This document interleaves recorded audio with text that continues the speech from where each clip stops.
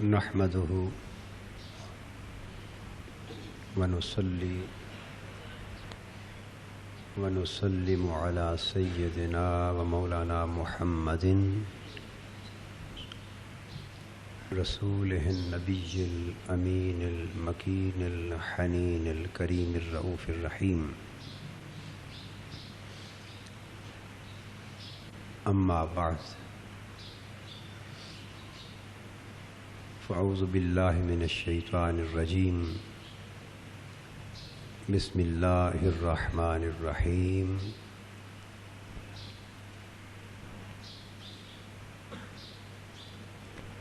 الف لام میم ذلك الكتاب لا ريب فيه هدى للمتقين الذين يؤمنون بالغيب ويقيمون الصلاة ومما رزقناهم ينفقون. صدق الله مولانا العظيم.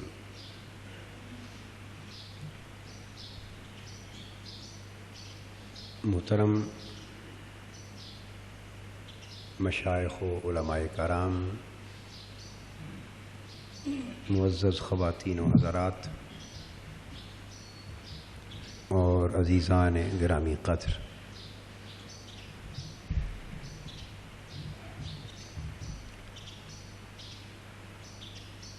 اللہ رب العزت کا فضل و کرم اور اس کا احسان و انعام ہے جس نے ہمیں قرآن مجید کے چشمہ نور کے ساتھ نوازا ہے اور اپنے محبوب مکرم حضور نبی اکرم صلی اللہ تعالی علیہ وآلہ وسلم کے واسطے سے اپنی تعلیمات و ہدایات کا بے حساب خزانہ عالم انسانیت کو عطا فرمایا ہے۔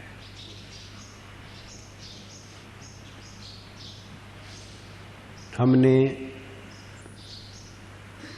بحمد اللہ تعالی سورہ بقرہ کے حوالے سے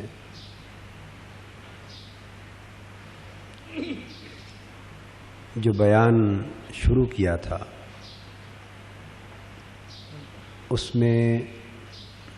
ہماری گفتگو یقیمون الصلاۃ کے موضوع پر، اقامت صلاۃ کے مختلف معانی، مختلف مطالب اور اس کے مختلف معارف پر ہو چکی تھی۔ نماز قائم کرنے سے مراد فقط نماز کا پڑھنا ہی نہیں، بلکہ اس نماز کو ظاہری ادائیگی کی پابندی کے ساتھ ساتھ ایک باطنی کیفیت میں بدلنا ہے۔ نماز جو ذکر الہی کا منبع ہے اور ذکر الہی کی اعلیٰ ترین صورت ہے، اسے قلب اور باطن کی دائمی اور مستقل کیفیت اور حالت میں بدلنا ہے، اور ساتھ اس نماز کو ایک اجتماعی طاعت الہی کے نظام کے طور پہ معاشرے میں بپا کرنا ہے۔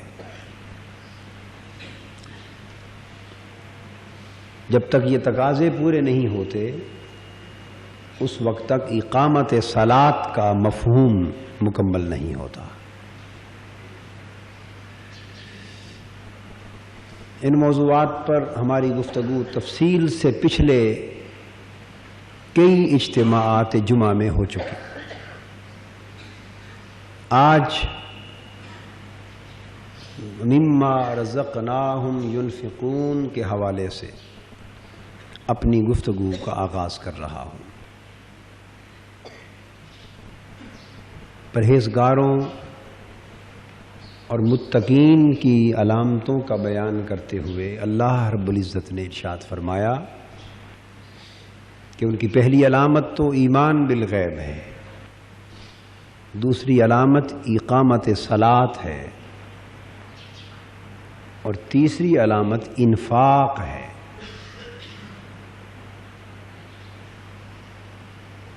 اور انفاق کا بیان ان کلمات کی صورت میں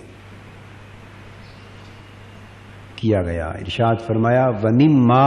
رَزَقْنَاهُمْ يُنْفِقُونَ، اور جو کچھ ہم نے انہیں عطا کیا ہے اس میں سے خرچ کرتے۔ کس پر؟ صاف ظاہر ہے کہ اللہ تو اس بات سے بے نیاز اور پاک ہے کہ ہم اللہ پر خرچ کریں، وہ تو بے نیاز، مگر یہ اس کی شان کریمی ہے کہ بندہ بندے کے لیے خرچ کرتا ہے، مگر اللہ رب العزت اس کو اپنی راہ میں خرچ گردانتا ہے، اسے انفاق فی سبیل اللہ گردانتا ہے۔ بندہ بندے پر خرچ کرتا ہے مگر اللہ جل مجدہ اسے اپنے حق میں اور اپنی بارگاہ میں قرض حسن کے ساتھ نوازتا کہ کون ہے مجھے قرض دینے والا۔ جہاں کہیں قرآن مجید میں ایسے کلمات ارشاد فرمائے گئے وہ دراصل اس بندے کے عمل انفاق کی عظمت کو بیان کرنے کے لیے، اللہ کی راہ میں خرچ کرنے کا جو عمل ہے اس عمل کی بلندی کو، اس عمل کی عظمت کو، اس عمل کے تقدس کو، اور اللہ جل مجدہ کی بارگاہ میں اس عمل کی مقبولیت اور قدر و منزلت کو اجاگر کرنے اور لوگوں کے ذہنوں میں اس عمل کی عزت اور منزلت بٹھانے کے لیے اللہ رب العزت نے یہ انداز اختیار فرمایا ہے۔ اور یاد رکھیے ایسا طریقہ جب کبھی بیان کیا جائے تو اس سے مراد یعنی معنی مرادی اور ہوتا ہے۔ اس کا مطلب یہ نہیں ہوتا کہ اللہ تبارک و تعالیٰ کو معاذ اللہ ذاتی طور پہ کوئی ہمارے پیسے کی ضرورت ہے، نہیں، وہ تو عطا فرمانے والا ہے۔ اس لیے وہ ارشاد یوں فرما رہا ہے وَمِمَّا رَزَقْنَاهُمْ يُنْفِقُونَ، اپنا دینا اس کا ذکر پہلے فرما رہا ہے اور خرچ کرنے والوں کے خرچ کرنے کا ذکر بعد میں فرمایا کہ جو کچھ ہم نے انہیں عطا کیا ہے اس میں سے خرچ کرتے ہیں، تاکہ خرچ کرنے والے کو خرچ کرنے سے پہلے یہ معلوم ہو کہ جس میں سے خرچ کر رہا ہوں یہ میرا نہیں، میرے مولا کا دیا ہوا، یہ اللہ کا دیا ہوا ہے، اللہ کی دین، اس لیے یہ شعور پہلے دیا ہے۔ وَمِمَّا رَزَقْنَاهُمْ، جو کچھ بھی ہم نے انہیں عطا کیا ہے، ينفقون۔ تو یہاں دو باتیں قابل توجہ، ایک کا تعلق عقیدے سے، ایک کا تعلق عمل سے۔ عقیدے سے تعلق یہ ہے اس آیت کریمہ کا کہ انسان جنہیں اللہ کی دولت، اللہ کی دین، مال، علم، طاقت، جاہ و منصب، اقتدار، قوت، الغرض خرچ کرنے کے لیے جو بھی شے ہو وہ رزق کے زمرے میں آتی۔ یہاں خاص طور پہ لفظ مال کا بیان نہیں ہے،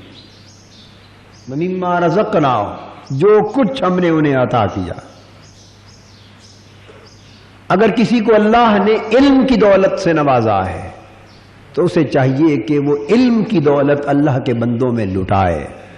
تقسیم کرے۔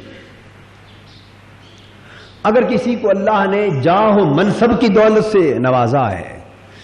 اسے چاہیے کہ اپنے جاہ و منصب اور اپنے اختیارات سے اللہ کی مخلوق کو ممکنہ حد تک جائز فائدہ پہنچائے، یہ انفاق ہے۔ اگر کسی کو اللہ رب العزت نے طاقت بخشی، اسے چاہیے کہ وہ کمزوروں کی مدد کرے، ظالموں کو ظلم سے باز رکھے۔ الغرض اللہ پاک نے جس بندے کو جس نعمت سے بھی نوازا ہے، اسی نعمت کو اس معاشرے میں خرچ کرنے کی ضرورت ہے۔ اللہ کی دی ہوئی نعمت کو اللہ کی راہ پر، اللہ کی رضا کے لیے، اللہ کے دین پر، اللہ کی مخلوق پر، اس معاشرے کی بہتری کے لیے، مستحقین کے لیے، گرے ہوئوں کو اٹھانے کے لیے، محتاجوں کو بے نیاز کرنے کے لیے، حاجت مندوں کو احتیاج کے گڑھے سے نکالنے کے لیے، پسے ہوئوں کو بلند کرنے کے لیے، روتے ہوئوں کو ہنسانے کے لیے، دکھیوں کو سکھ سے آشنا کرنے کے لیے، پریشان حالوں کو پریشانی سے نجات دلانے کے لیے، الغرض جو جس دکھ میں مبتلا ہے، ہمیں دیکھنا چاہیے کہ اللہ نے ہماری جھولی کس قسم کی نعمت سے بھری ہے۔ وہ نعمت تب ہے کہ وہ نعمت اللہ کی مخلوق میں لٹا دی جائے، تقسیم کر دی جائے، بانٹ دی جائے۔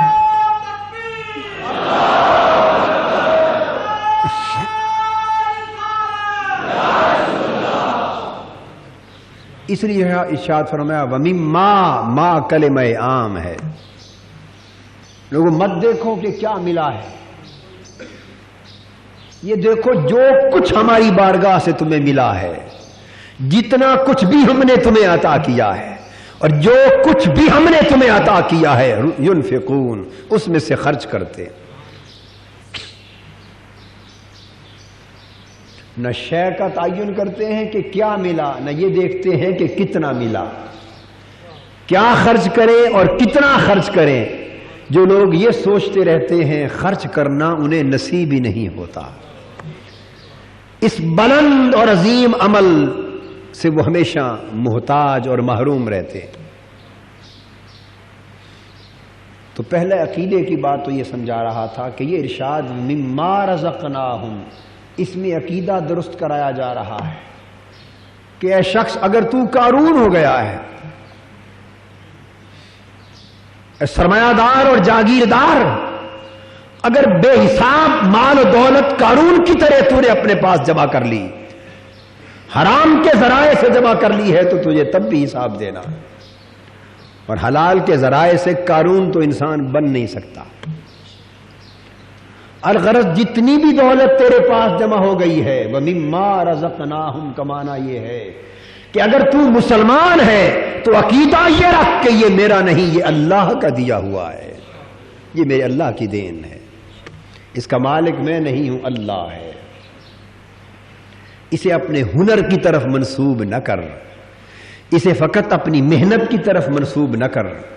اپنی استعداد، قابلیت، صلاحیت، مشقت، اپنے طور طریقوں کی طرف منسوب نہ کر، اپنے ہیلوں کی طرف، اپنی مہارتوں کی طرف، اپنی چالاکیوں، عیاریوں اور مکاریوں کی طرف منسوب نہ کر کہ میں اتنا قابل تھا، میں نے یہ گر استعمال کی، اتنی دولت کما لی۔ جان لے کہ اگر رزق حلال کا کچھ تیرے پاس ہے، اگر حرام کی دولت ہے تو وہ بھی تیری نہیں، وہ دوسروں کا حق ہے جو تو نے لوٹ لیا ہے، وہ اس طور پہ واپس کر۔ حرام کی دولت ہے تو وہ دوسروں کا حق ہے جو تو نے لوٹ لیا ہے، وہ حقداروں کو واپس پلٹا دے۔ اگر رزق حلال ہے تو سمجھ کہ یہ اللہ کی دی ہوئی نعمت ہے، اللہ کی راہ پر اسے خرچ کر دے، اپنی ضرورتیں بھی پوری کر، اللہ کی مخلوق کی ضرورتوں پر بھی صرف کر، اللہ کے دین کے لیے بھی خرچ کر، معاشرے کی بہتری کے لیے بھی خرچ کر۔ تو عقیدے کی بات تو یہ ہے کہ رزقناہم سے یہ مراد لیا جائے کہ انسان کے پاس جو کچھ ہو وہ سمجھے کہ میرے اللہ کا، اس کا مالک اللہ ہے، میں تو فقط امین ہوں، مجھے تو تھوڑے وقت کے لیے اس کی امانت سونپی گئی ہے، ذمہ داری سونپی گئی ہے، اس کی منصبداری دی گئی ہے، بھئی یہ مال یہ دولت، یہ سرمایہ، یہ منصب، یہ ذمہ داری تمہیں دیتے ہیں اتنے عرصے کے لیے، اسے استعمال کر اور اس کی یہ ذمہ داریاں ادا کر۔ یہ ہے مال کی نسبت انسان کا جو عقیدہ، مسلمان کا عقیدہ جو مما رزقناہم سے نکلا، اور ينفقون، تاکہ اسے پتہ چلے کہ یہ جو کچھ ہے یہ اللہ کا ہے، یہ جو کچھ ہے اللہ کا ہے، اور اللہ کا ہے اس عقیدے کو ثابت نہیں کیا جا سکتا جب تک اسے اللہ کی راہ میں خرچ کر کے دکھایا نہ جائے۔ خالی زبان سے بہت سے کہتے رہتے ہیں کہ سب اللہ کا فضل ہے، جس سے پوچھو وہ کہے گا اللہ کا فضل، اللہ کی دین ہے۔ بھئی اگر یہ اللہ کا فضل ہے تو اسے اللہ کا فضل مانتے بھی ہو یا نہیں؟ اگر اللہ کا فضل مانتے ہو تو اللہ کی راہ میں، اللہ کے حکم پر، اللہ کے بندوں پر، اللہ کی رضا کے لیے، اللہ کی محبت میں تم نے کتنا خرچ کیا ہے؟ پھر پتہ چلے گا اس عقیدے کا کہ واقعتاً اسے اللہ کا فضل اور اللہ کی دین اور اللہ کا رزق مانتے ہو یا نہیں مانتے۔ یہ تو ہے عقیدے کی بات کہ انسان کا عقیدہ مال و دولت اور جاہ و منصب کی نسبت یہ ہونا چاہیے کہ یہ اللہ کی عطا کردہ امانت۔ دوسرے مقام پر فرمایا ان اللہ یأمرکم ان تؤدوا الامانات الی اہلہا۔ یہ حکومتی عہدے، یہ وزارتیں، یہ عمارتیں، یہ صدارتیں، یہ عدالتیں، یہ سارے مناصب، جتنے حکومتی عہدے، فرمایا ان اللہ یأمرکم ان تؤدوا الامانات الی اہلہا، اللہ کا تمہیں حکم ہے کہ یہ صرف ان لوگوں کے سپرد کرو، یہ امانتیں ہیں جو ان کے اہل ہیں۔ تو اللہ رب العزت نے ان کو امانت قرار دیا۔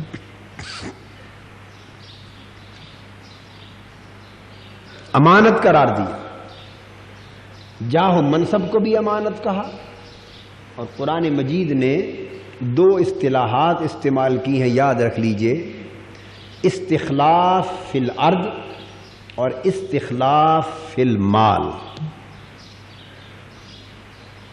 دو اصطلاحیں یاد رکھ لیں قرآن مجید کی، کیا؟ استخلاف فی الارض اور استخلاف فی المال۔ استخلاف، خلیفہ تو آپ جانتے ہیں نائب کو کہتے ہیں، کسے؟ نائب اس منصب کا خود مالک نہیں ہوتا، یاد رکھ لیجئے، بلکہ مالک تو منصبدار بھی نہیں ہوتا، مگر چونکہ عرف عام میں ہم نائب کے اوپر مالک گردانتے ہیں، تو جس کو نائب کہتے ہیں اس کا مطلب یہ ہوتا ہے کہ مالک نے اسے اپنی جگہ اپنے حکم کے ساتھ ایک ذمہ داری دے دی، اپنے حکم کی ادائیگی کے لیے ایک ذمہ داری دے دی ہے، تو نائب کبھی مالک حقیقی، بولیے، مالک حقیقی نہیں ہوتا۔ زمینی حکومت کو بھی اللہ جل مجدہ نے استخلاف فی الارض فرمایا، اور مال و دولت کے لیے اس کے حصول اور اس کی ملکیت کو بھی استخلاف فی المال کہا۔ حکومت کے باب میں ارشاد فرمایا وعد اللہ الذین آمنوا منکم وعملوا الصالحات لیستخلفنہم فی الارض کما استخلف الذین من قبلہم۔ ایمان اور عمل کی دولت رکھنے والوں سے اللہ کا یہ وعدہ ہے، یعنی اللہ کا یہ حکم ہے کہ وہ حقدار ہیں، وہ اہل ہیں، اس لائق ہیں کہ انہیں زمین میں استخلاف کیا جائے، انہیں زمین میں نائب مقرر کیا جائے۔ حکمرانوں سن لو، اگر قرآن مجید پر تمہارا ایمان ہے، اللہ کی ربوبیت پر تمہارا ایمان ہے، اللہ کی تعلیمات پر تمہارا ایمان ہے، قرآن سے اور قرآن کے رب سے اور قرآن کی تعلیمات سے تم دھوکہ، دجل و فریب اور منافقت نہیں کرتے، تو سن لو، قرآن نے تمہارے منصب کو الہم سے والناس تک حکمرانی نہیں گردانا، تمہارے منصب کو نیابت کہا ہے، تمہارے منصب کو امانت کہا۔ اور فرمایا کہ یہ امانت اور یہ نیابت عرضی، یہ زمین میں حکومت کرنے کا حق، زمین میں اقتدار کا حق، حکمرانی کا حق قرآن کی زبان میں نیابت ہے، نائب ہونا ہے۔ تم حکومت کے مالک نہیں ہو، کرسی کے مالک نہیں ہو، اقتدار کے مالک نہیں ہو، جاؤ منصب کے مالک نہیں ہو۔ مت یہ سمجھو کہ یہ 4 روزہ اقتدار تمہاری ملکیت میں آ گیا، جس طرح چاہو اقتدار اور اختیار کو استعمال کرتے پھرو۔ نہیں، مالک اس طاقت کا رب ہے، اس نے تمہیں آزمانے کے لیے 4 دن کی امانت اور نیابت دی ہے۔ یاد رکھ لو، اگر تم نیابت کی ذمہ داریوں کو بھول گئے تو ان بطش ربک لشدید، رب کی بارگاہ میں دیر ہے، اندھیر نہیں ہے۔ اگر اس ذات نے دیکھا کہ اس ظالم نائب نے اختیارات سے تجاوز کی حد کر دی ہے تو پھر اس کا عذاب نازل ہوگا، اس کی بارگاہ سے گرفت ہوگی، پوچھا جائے گا، نیابت تم سے چھین لی جائے گی، امانت تم سے سلب کر لی جائے گی، اور تم بھول گئے بڑے بڑے فرعونوں اور قارونوں کے حالات کہ جب اللہ کی گرفت کا وقت آتا ہے تو بادشاہوں سے اٹھا کر دنیا میں ذلیل اور رسوا بنا کر پوری کائنات کے سامنے ایسے لوگوں کو نشان عبرت بنا دیا جاتا، کیونکہ یہ استخلاف ہے اللہ پاک کی طرف سے منصب نیابت۔ وہ دیکھنا چاہتا ہے یہ امانت دے کر کہ میرا بندہ میرے حکم کا نائب ہو کے چلتا ہے یا ظالم بن کر چلا ہے، تابع ہو کے چلتا ہے یا نافرمان بن کے چلتا ہے، میرا مطیع بن کے چلتا ہے یا میرا سرکش بن کر چلتا ہے۔ تو حکومت اس کو بھی نیابت کہا، کیا؟ نیابت کہا۔ اللہ اللہ، اور مال و دولت اس کو بھی نیابت کہا۔ ارشاد فرمایا قرآن مجید میں، انفقوا مما جعلکم مستخلفین فیہ۔ وہ لوگ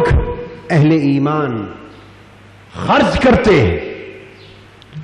اللہ کی راہ میں مال کو خرچ کرتے ہیں، مال کو لٹاتے ہیں۔ مال کی تعریف بیان کی، کس کون سے مال؟ مما جعلکم مستخلفین فیہ، وہ مال جس کا ہم نے تمہیں مالک نہیں بنایا، جس کا ہم نے تمہیں نائب بنایا ہے، وہی مستخلفین فی، استخلاف مال کے لیے، وہی استخلاف لیستخلفنکم، وہی حکومت کے لیے۔ مالداروں سن لو کہ نہ مال کا تمہیں مالک بنایا گیا ہے اور نہ منصب حکومت کا تمہیں مالک بنایا گیا ہے، یہ بھی ایک امانت ہے، وہ بھی ایک امانت ہے۔ اس میں بھی تمہارے پاس نیابت ہے، تم نائب ہو، مال میں بھی تمہارے پاس نیابت ہے، تم نائب ہو۔ مالک نہ حکومت کے ہو اور مالک نہ تم مال و دولت کے ہو۔ اس لیے اللہ جل مجدہ نے ارشاد فرمایا وَمِمَّا رَزَقْنَاهُمْ، جو کچھ ہم نے تمہیں دیا ہے۔ کیا اس سے زیادہ بڑا ثبوت مانتے ہو قرآن مجید سے کہ خرچ کرنے کے حکم سے پہلے وہ فرما رہا ہے جو میں نے دیا ہے، جو ہم نے دیا ہے اس میں سے خرچ کرو۔ اے خرچ نہ کرنے والے ظالم، سوچ تو صحیح، اپنا ہاتھ روکتا کیوں ہے؟ خرچ کا حکم دینے والا وہ ہے جس نے تمہیں مال خود دیا ہے اور دے کر فرما رہا ہے میرے دیے ہوئے میں سے خرچ کر، میرے دیے ہوئے میں سے خرچ کر۔ اب ہاتھ روکنے کا حق تو تمہیں تب پہنچے نا کہ کوئی تیری اپنی شے۔ اے بندے، جان تیری اپنی نہیں، تجھے اگلے لمحے کی کیا خبر کہ اگلا لمحہ سانس لینے کے لیے تمہیں میسر آئے گا یا نہ آئے گا۔ زندگی کا مالک اللہ، عزت کا مالک اللہ، مال و دولت کا مالک اللہ، جان و مال کا مالک اللہ، منصب حکومت کا مالک اللہ، زمین و آسمان کے سارے ملکوت کا مالک اور ساری بادشاہتوں کا مالک اللہ، ہمارے ایک ایک سانس کا مالک اللہ، ہماری حرکات و سکنات کا مالک اللہ۔ وہ چاہے تو ہم بیٹھیں اور وہ چاہے تو بیٹھے ہوئے اٹھ نہ سکیں،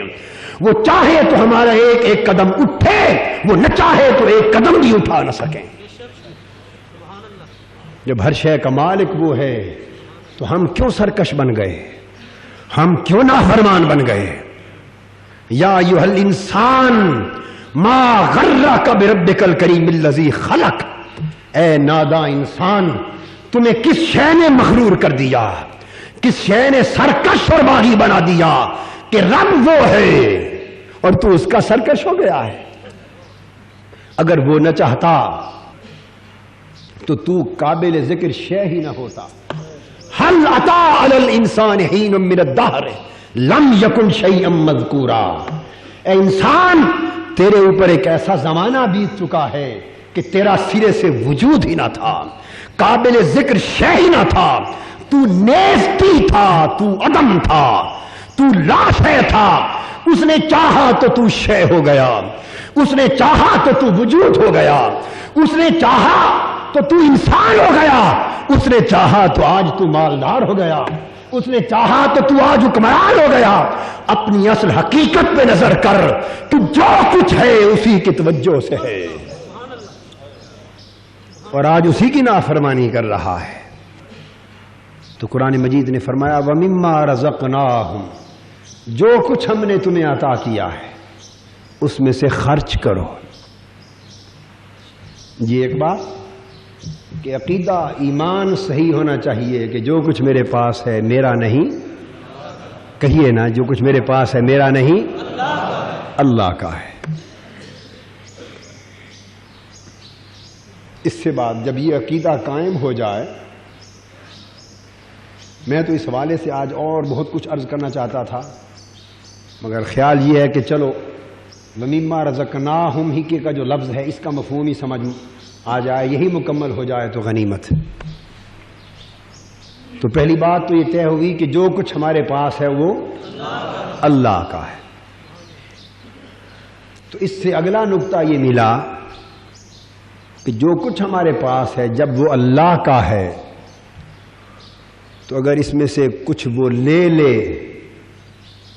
تو کیا ہمیں رنجیدہ ہونا چاہیے؟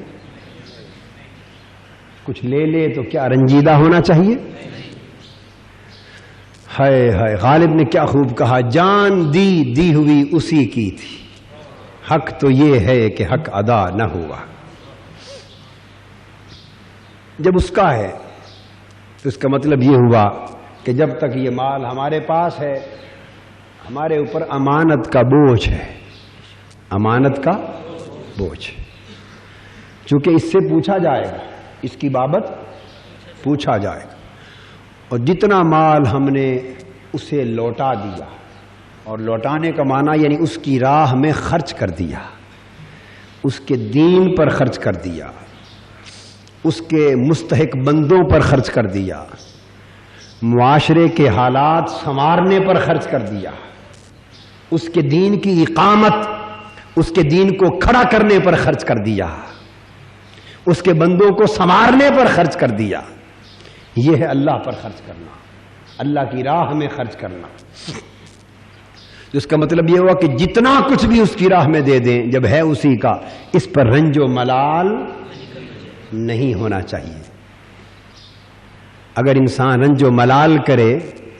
تو اس کا مطلب یہ ہے کہ اس نے زبان سے کہا تھا کہ یہ سب مال اللہ کا ہے مگر دل سے اسے مانا نہیں تھا۔ اور تیسرا نقطہ اس میں سے یہ ہوا معلوم کہ وَمِمَّا رَزَقْنَاهُمْ يُنْفِقُونَ، جب ينفقون پہ زور ڈالا تو تیسرا نقطہ جو میرا وجدان مجھے بتاتا ہے اور آپ کو عرض کر رہا ہوں وہ یہ ارشاد فرمایا گیا کہ جو کچھ ہم نے انہیں عطا کیا ہے اس میں سے خرچ کرتے ہیں۔ تو یاد رکھ لو ينفقون، خرچ کرنے کی توفیق اس آیت کریمہ کی روح سے انہی کو ملتی ہے جو مال اللہ کا سمجھتے ہیں۔ یہ اس آیت کریمہ کا تیسرا معنی۔ وَمِمَّا رَزَقْنَاهُمْ يُنْفِقُونَ، خرچ وہی کرتے ہیں جو مال کو ہمارا دیا ہوا سمجھتے ہیں۔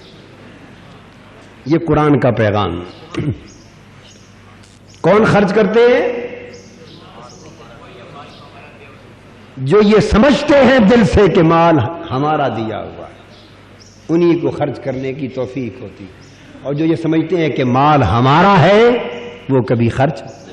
نہیں کرتے۔ تو جسے بخیل دیکھو سمجھو کہ یہ نادان اس مغالطے میں ہے کہ مال میرا ہے۔ ہائے ہائے ہائے، جسے بخیل دیکھو اور اللہ کی راہ میں مال خرچ کرتے ہوئے دیکھو کہ گن گن کے دے رہا ہے، کبھی پیچھے دیکھتا ہے کتنا بچا، کبھی آگے دیکھتا ہے، اپنے اوپر خرچ کرنے کا وقت آ جائے تو خالی شادی کی جو مہندی ہوتی ہے نا، مہندی جس کا کوئی وجود نہ قرآن میں، نہ حضور کی سنت میں، نہ اسلام کی تاریخ میں، محض ہندوانہ رسم، محض فاحش رسم، محض لغویات، محض اسراف و تبذیر، محض پیسے کا دکھلاوا۔ اگر اپنے اوپر خرچ کرنے کا وقت آئے تو خالی شادی کی مہندی پر کئی لاکھ خرچ کر دے،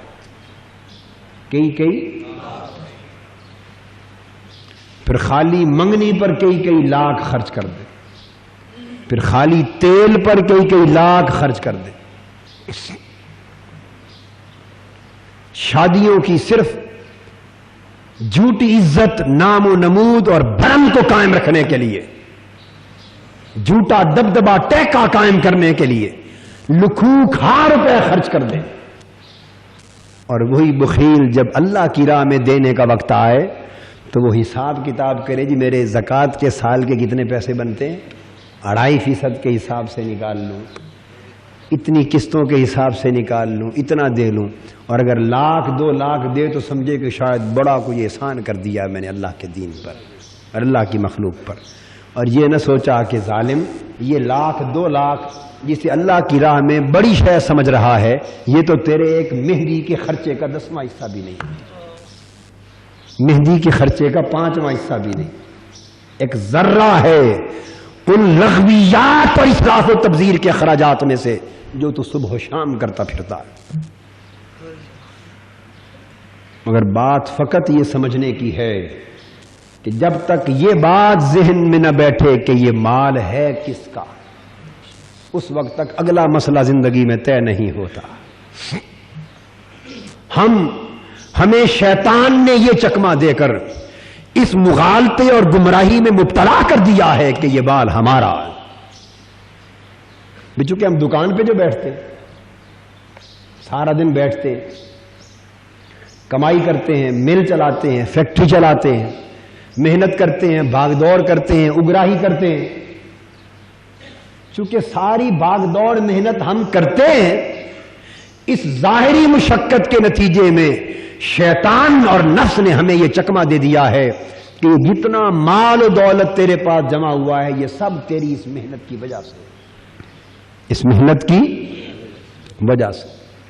اور اس نادان کی سمجھ میں یہ بات نہیں آئی کہ وہ چاہے تو صبح سے شام تک محنت کرے مگر تمہیں کچھ بھی نصیب نہ، اور وہ چاہے تو ساری محنت کر کے تو مال جمع کرے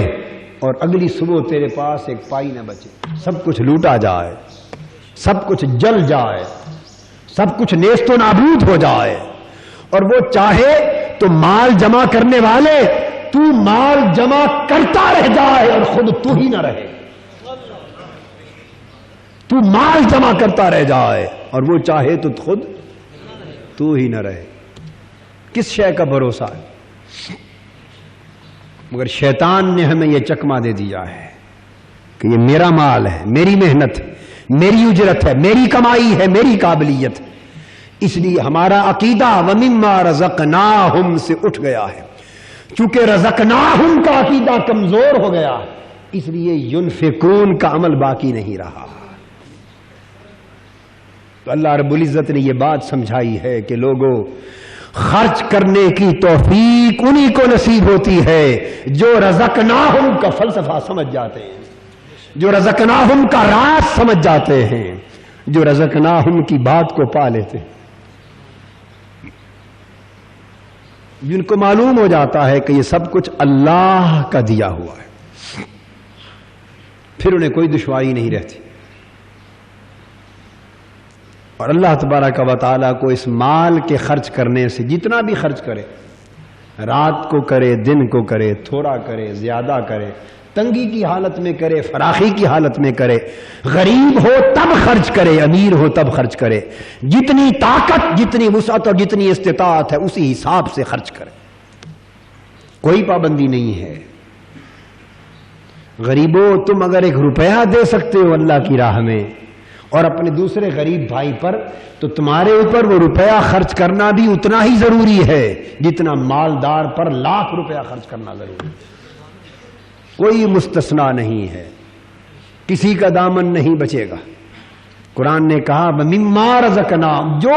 کچھ ہم نے انہیں دیا ہے، تھوڑا یا زیادہ خرچ کرو۔ قرآن مجید نے اس کو آل عمران، سورہ آل عمران میں فرمایا الذین ينفقون فی السراء والضراء والکاظمین الغیظ والعافین عن الناس واللہ یحب المحسنین۔ تو انفاق کی ایک صورت بیان فرمائی اللہ پاک نے، الذین ينفقون فی السراء والضراء، خرچ کرنے والے وہ ہیں کہ ان کی اپنی حالت تنگی کی ہوتی ہے یا اپنی حالت فراخی کی ہوتی ہے، جو خرچ کرنے والے ہیں وہ دونوں حالتوں میں خرچ کرتے رہتے ہیں۔ یہ ہے معیار وَمِمَّا رَزَقْنَاهُمْ يُنْفِقُونَ کا۔ سرا ہو یا درا، فراخی کی حالت ہو، مالداری کی حالت ہو،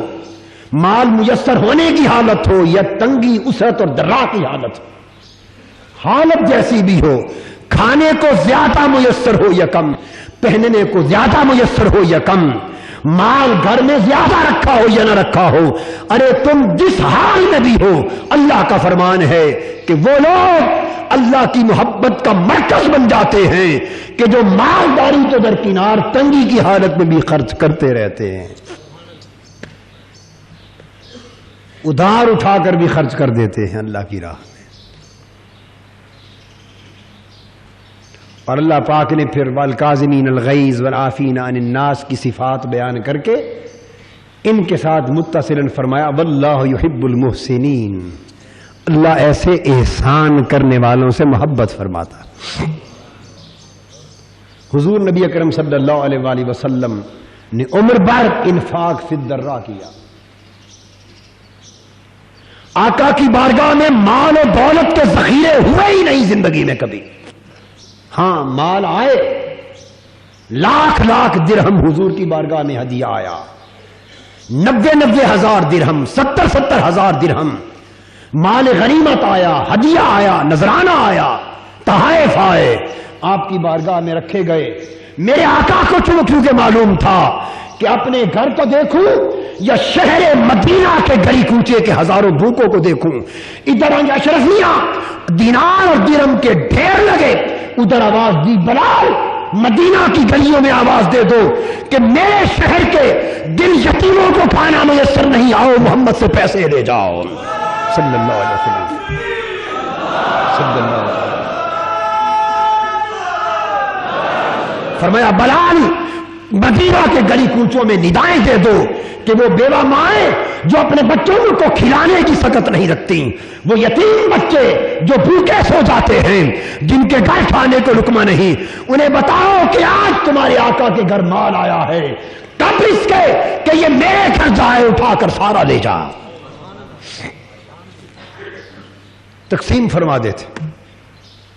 سب تقسیم ہو گیا، سائل بعد میں پہنچا۔ سائل چونکہ حکم تھا وَمِمَّا رَزَقْنَاهُمْ، جو کچھ دیا ہے اس میں سے خرچ کر دو، سائل بعد میں پہنچا، پھر اسے بھی واپس نہیں لوٹایا، اتنا کہا کہ دیر سے آئے ہو، ہم سب تقسیم کر بیٹھے، دیر سے آئے ہو مگر اس بارگاہ میں آئے ہو جس بارگاہ سے کوئی خالی جھولی واپس نہیں لوٹا۔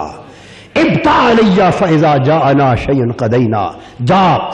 جس چیز کی تمہیں ضرورت ہے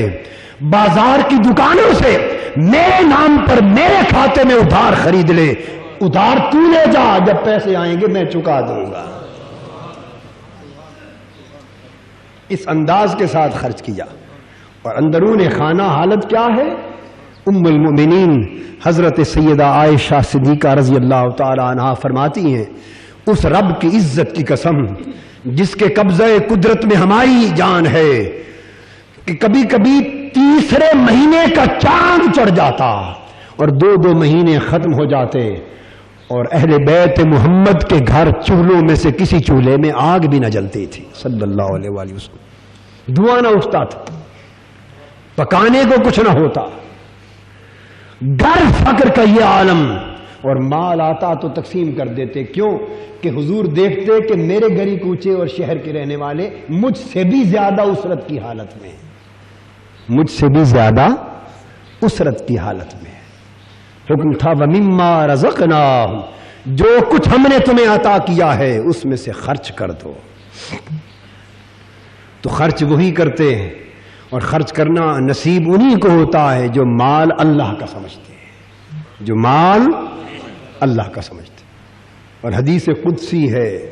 اللہ رب العزت نے ارشاد فرمایا حدیث پاک میں کہ قیامت کے دن اللہ رب العزت ایک شخص کو بلائیں گے اور فرمائیں گے کہ میں بھوکا تھا، تو نے مجھے کھانا نہ کھلایا۔ ایک سے فرمائیں گے میں پیاسا تھا، تو نے مجھے پانی کا گھونٹ تک نہ دیا۔ ایک سے فرمائیں گے میں بیمار تھا، تو میری عیادت اور مزاج پرسی تک کے لیے نہ آیا۔ وہ شخص عرض کرے گا باری تعالیٰ تو بھوک سے پاک ہے، پیاس سے پاک ہے، میں کیسے تمہیں کھانا کھلاتا، کیسے آپ کو پانی پلاتا، بیماری سے پاک ہے رب تیری ذات، میں کیسے عیادت کرتا۔ اللہ جل مجدہ فرماتے ہیں کہ وہ تیرے محلے میں یا تیرے علاقے میں یا فلاں شخص جسے تو جانتا ہے وہ بھوکا نہیں تھا؟ ہاں مولا وہ بھوکا تو تھا، اگر تو اسے ایک لقمہ دے دیتا تو میں سمجھتا کہ تو نے مجھے کھانا کھلا دیا ہے۔ اس پیاسے کو تو پانی مسافر کو دے دیتا، میں سمجھتا کہ تو نے مجھے پانی پلا دیا۔ اس بیمار کو چل کے پوچھنے چلا جاتا، میں سمجھتا تو میری عیادت کے لیے آ گیا ہے۔ تو اس کی شان کریمی یہ ہے کہ اس بھلائی کے کام کو اللہ رب العزت اپنی طرف منسوب فرماتے ہیں تاکہ عمل کی قدر و منزلت بلند ہو جائے اور ایسا عمل کرنے والا اللہ کی بارگاہ میں بلند رتبہ حاصل کر سکے۔ یہ مما رزقناہم ينفقون پر آج پہلی گفتگو ہے، یہ سلسلہ انشاءاللہ تعالی ترتیب سے جاری رہے گا۔ اللہ تبارک و تعالی ہمارے احوال کی اصلاح فرمائے اور ہمارے حال پہ لطف و کرم فرمائے۔ وما علینا الا البلاغ۔